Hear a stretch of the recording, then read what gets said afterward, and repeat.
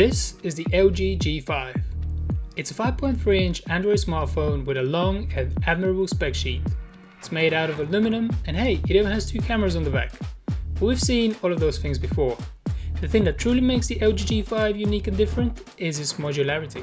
You can have a sleek flagship smartphone one day, or a marathon running camera phone with its own grip and physical controls the next, or a high fidelity music player whenever you want it. The promise of modular design has been with us for a long time, and people still find it exciting because it offers both greater versatility and the chance to upgrade a device like the G5 long after the initial purchase. But let's start with the phone itself, because fancy extras don't mean much if they plug into a donkey of a device. The good news is that the G5 is every bit as fast and responsive as Samsung's Galaxy S7, and it has a bright, high-resolution display with its own implementation of always-on notifications. These aren't quite as varied as on the S7, but they get the job done for those who want them. Carrying on the same 60 megapixel camera as on last year's LG G4 and V10, the G5 is also a great tool for mobile photography. Plus, it now adds an extra 8 megapixel wide-angle camera to capture bigger group or architecture shots.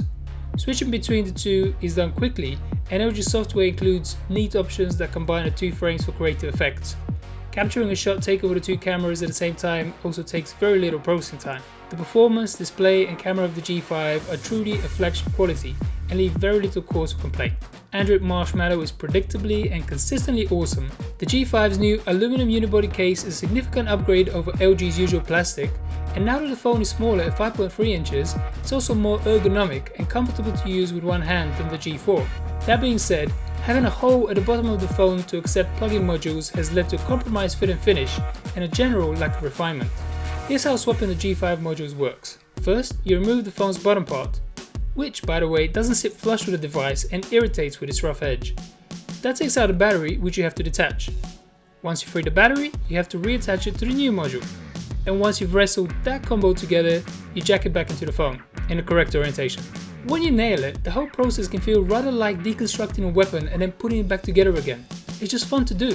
But more often than not, you find yourself frustrated with the awkwardness of the system. A more refined and better thought out method would have been nice. And not having to reboot the phone would also have helped. The G5 does redeem itself to an extent with the quality of its extra modules. The Hi-Fi Plus is a legitimate upgrade on the phone's built-in audio, enhancing the headphone output with a better amplifier and a 32-bit DAC. I especially like the fact that it can power some of my more demanding headphones, though it doesn't get quite as loud as I'd like it to be. The big problem I have with this Bang & Olufsen branded part is that it doesn't harmonize with the G5's design at all. The black plastic Hi-Fi Plus looks like a pair of casual sneakers worn with a smart aluminum suit of the G5 itself. The same can be said of the Cam Plus module, though that thing is so big that it doesn't really matter how it looks, it will always stand out. Designed as a camera grip for single-handed use, it has a two-stage shutter key, a video button and a zooming jog dial. I don't think using it with just one hand works, mostly because my thumb tends to end up tapping stuff on the screen accidentally, but a camera grip is definitely a nice extra to have. It also bumps up the G5's battery to 4000 mAh, making good use of its size. And that's it. LG has more accessories to sell with the G5, but the modular revolution that the Korean company wants to start is limited to just 2 plug-in extras. Maybe a few months from now there'll be more, and maybe LG will follow through on its promise to extend forward compatibility of the current modules. But I don't feel encouraged by what I'm seeing so far. Neither of LG's extras really makes me want the G5 more than any other smartphone, and the handset's design has been compromised to accommodate them. So where does that leave the LG G5? It's got many of the basics right, but so does everyone else now. To stand out, LG chopped up its phone, thought outside the regular box, and came up with a new implementation of an old school idea.